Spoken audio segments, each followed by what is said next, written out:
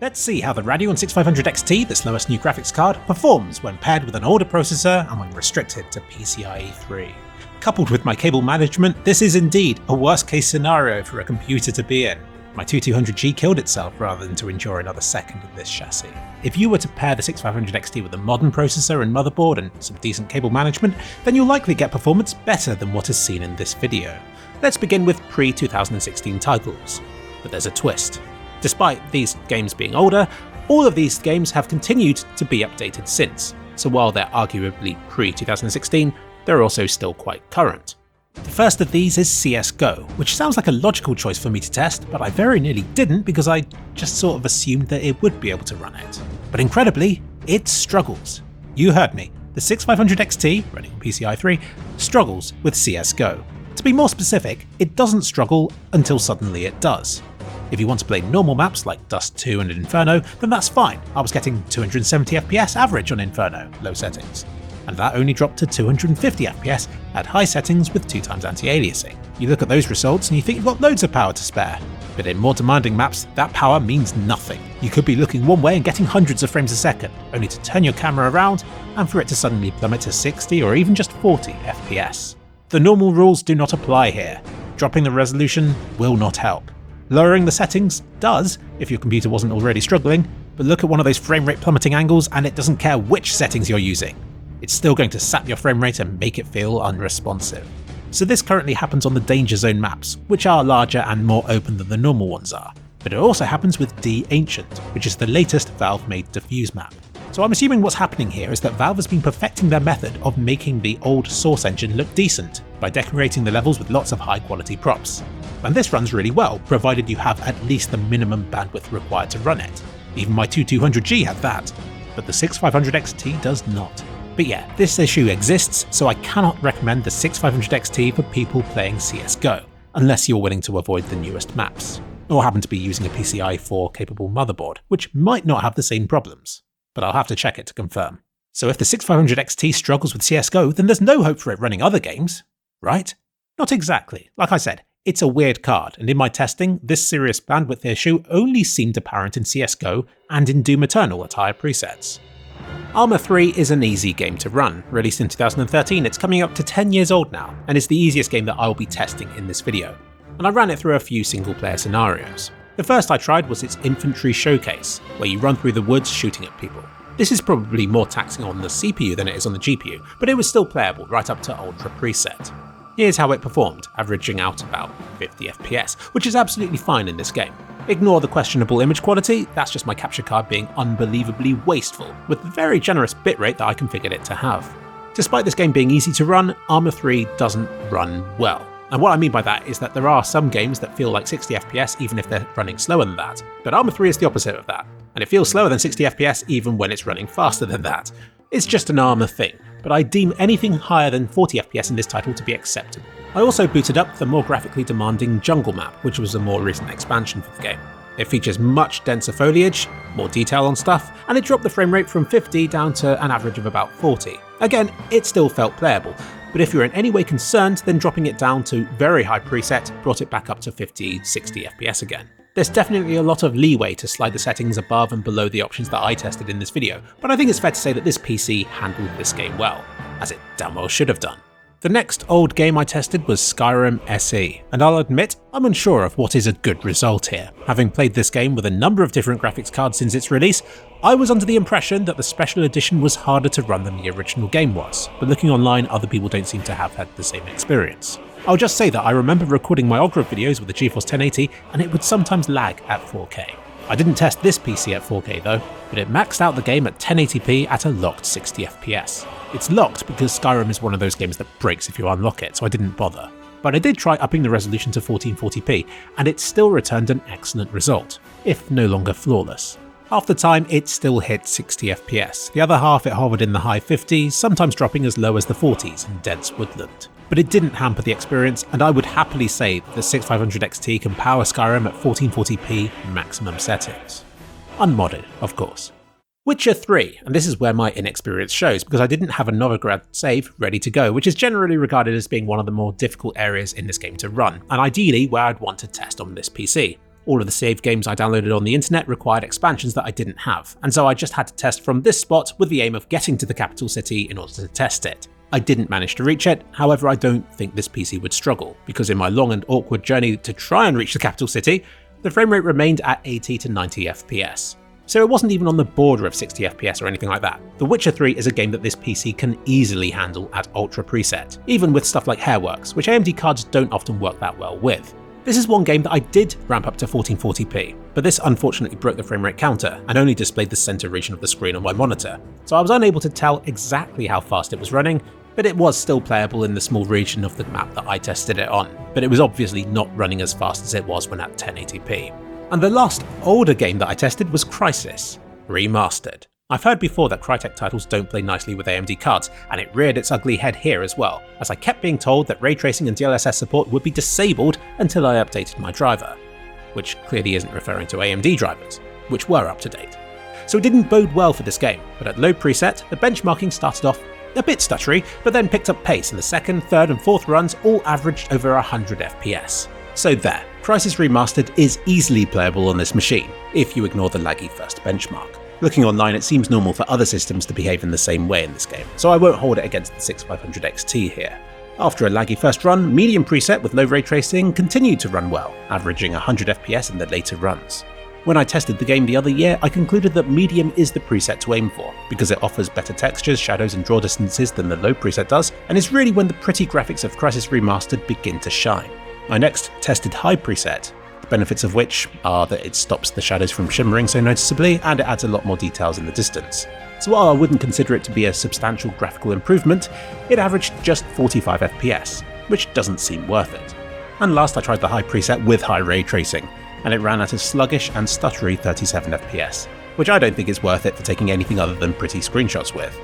In conclusion, Crysis Remastered runs too well at medium and not quite well enough at high, so a mixture of the two is likely the way to go on this card.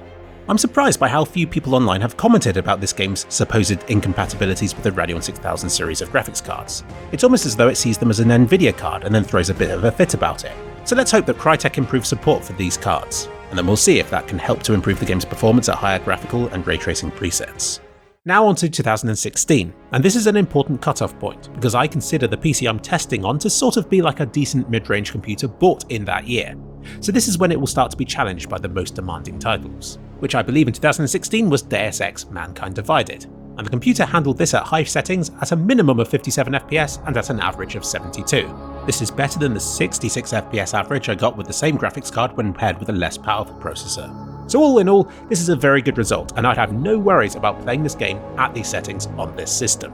I also tested it at ultra preset, which in my opinion isn't worth it in this game. It still averaged 49 FPS with a minimum of 37, which is probably still playable. So yeah, you can feel good knowing that this computer can probably run one of the most demanding titles from 2016 maxed out, but I'd still rather settle for high preset and get the smoother performance that it yields. I tested 3 games from 2017. Middle-earth: Shadow of War is the one that I tested on a slower CPU previously, and I noticed stutters if tested at anything above medium preset. But this time around I tested the preload high MIPS option, which seems to improve things a bit. With a more powerful CPU, I managed ultra settings at an average of 56 FPS, but its minimum frame rates were very poor, presumably because it's exceeding the 6500 XT's 4GB of VRAM. I turned on the preload high MIPS option, and this doubled the minimum frame rate, all the way from 1 to 2 FPS. So no, ultra setting is still beyond the 6500 XT's ability to handle in this title. Very high preset without preloading MIPS averaged 71 and minimumed 3. But this is when preloading MIPS started to help. It averaged a slightly slower 69 FPS, but minimumed a much better 18. A minimum frame rate of 18 doesn't sound great, but watching the benchmark through, there were no noticeable freezes. In fact, it all looked very smooth to me, so I'd recommend using very high preset with preloading MIPS enabled if you want to play Shadow of War on this PC. And then if you want better performance still, then you can drop the preset to high, which kept the average above 60 at all times. So there's plenty of room to maneuver in this title if you want even better performance. I was told to test Quake Championships. Normally I ignore such suggestions, but something about this request enticed me, and I ended up downloading it about half a dozen times because the installation kept corrupting for an unknown reason. Eventually though, I got it working and was delighted to discover a game more like the old days than I had expected it to be. Being a competitive Twitch shooter kind of game, my frame rate expectations were sky high. and I'm happy to say that medium preset worked without a hitch. 100 plus FPS at all times and a very pleasant gaming experience, even on a 6500 XT limited to PCIe 3 bandwidth. Anybody remotely serious about competitive games will be wanting this sort of consistent, distraction-free performance. But more casual Quake players, if such a thing exists, might get away with high preset in this game. It's still smooth and above 100 FPS most of the time, apart from the very occasional stutter amidst heavy close-up combat, which will immediately be enough to deter serious players, even though it's kind of a shame because it really is very infrequent, and the frame rates feel so buttery smooth the other 99% of the time. Plus it looks so crisp and clear. Also know that different maps may and will perform differently. I only played one map of each preset. And last I ramped this game up to Ultra preset to really test the VRAM limits. You can see that the minimums are low, and I could feel that stuttering as I was trying to aim. It's running into a limit of some sort here, so I deem it to be unplayable. So yeah, in Quake Championships you can probably get away with high preset, but serious players will want to stick to medium. But who am I kidding? The player base of this game are probably all in their 40s and still reliving the glory days at lowest settings at 640 by 480. Aren't you? I respect PUBG. It's a game that still receives love and attention, and following a very buggy release, has become quite a polished title. If I'm honest with you, I was surprised that I wasn't able to max it out with this graphics card. But high preset ran beautifully, and the only time where it dropped below 60 was during the plane jump segment. But that's to be expected, and it was back up to competitively viable frame rates again by the time I'd reached the ground. I'm not sure exactly how many frames a second I was getting in this game. Radion's benchmark says over 100 FPS at most times, while Nvidia's FrameView states more like 90ish. But my experience of it was that it was flawless, with the only jank being from PUBG's general janky movement system. So yeah, I know that the 6500 XT is a bit of a meme card, and that PUBG is hardly the most demanding or recent title, but to give it credit where it's due, it delivered a wonderful performance in this title. Look, I was even able to kill somebody. Mum, get the camera. But you don't care about this, do you? You don't want to see this computer performing well. You want to know at what point it stops performing well, and under which conditions it'll fail spectacularly. And you know what? I agree. I jumped into each game with the goal of finding the best playable settings, but I couldn't wait to then whack up the settings a bit more to make this thing suffer. And ramping it up to ultra settings brought the system to the very edge. It started a bit slow until it was all loaded in, and then it became smooth again, but the minimum frame rates indicated it was still struggling. I'd no longer call this competitive performance for an esports title, but it still just about held up until I slid the resolution scaling up to 120%. In other words, this is no longer 1080p. I'm not even going to bother calculating what it really is, but it's something higher. And you know when you sprint in a game until you run out of stamina? That's what this computer did in this mode. It started off kind of okay and then got slower and slower and slower, as though it wasn't quite able to keep up with what I was demanding of it. In other words, high preset is fine, ultra is borderline playable, and 120% resolution scaling is cruel. Don't go there. I also dropped this game to lowest settings, for science, and the minimum frame rate rarely dropped below 90. It was very playable indeed. So yes, the 1500X/6500 XT combo can run PUBG. So far, the PC has performed kind of how I'd expected it to. It doesn't max all the titles out, in fact it maxes out very few of them. But with a few adjustments and one or two notches down the presets, you can still get these games looking decent and running acceptably. But I know that these are older titles, and you might expect more from a £200 graphics card in 2022. But if you're desperate and can't justify spending £300 or £400 on a faster one, then the 6500 XT will at least transform an otherwise dead rig into one that can handle older titles, and newer ones at reduced settings. I felt the need to make this video because everybody else out there is benchmarking this card at ultra presets against other cards, which is fine if you're comparing it against other cards, but not so useful if you just want to know how to get it running well in a game, and what it will look like in that state. Of all these games I tested, I think I was most impressed with how it handled The Witcher 3. It's not even the most recent or most demanding title that game studio has made, but seeing it maxed out at 1080p at close to 100 FPS is still a beautiful sight. And of all the games I've tested, I was most disappointed with, well, CSGO obviously. I know that it's an old and outdated engine that's being pushed to the limits with the latest maps made for it, but that isn't an excuse for the 6500 XT's poor performance in the title. It has issues that other cards just don't have, and that undermines my trust in the product. What's to say it isn't going to suddenly bottleneck in another game when I least expect it to? When a new title comes out, I don't just have to ask, is this card powerful enough to run it, but also, is this game going to work within the card's other limitations as well? So far, it has just been CSGO and Doom Eternal that have been limited in situations I wouldn't have expected this card to be limited in. The rest of the titles I've tested all work at 1080p up to reasonable quality presets. If performance with other graphics cards looks like this as you turn the settings up, then the 6500 XT looks more like this. As long as you keep it below a certain point, it'll run just fine, but cross that boundary and it will quickly look bad. I wanted to see where a computer like this would fail, and what that would look like. And I deliberately paired it with an older, slower processor and limited its bandwidth to PCIe 3, again because I feel not a lot of other people are testing it in this way, whereas I expect a lot of people on older PCs to be in this sort of situation if they buy a 6500 XT to modernise their ageing rig. And if you're one of those people who are slotting it into a newer system, you may be pleasantly surprised to discover that it runs considerably faster than it does in this video. Next time I'll be testing newer titles, as well as the first with proper RTX features. But you may still be surprised by how playable some of these newer titles remain.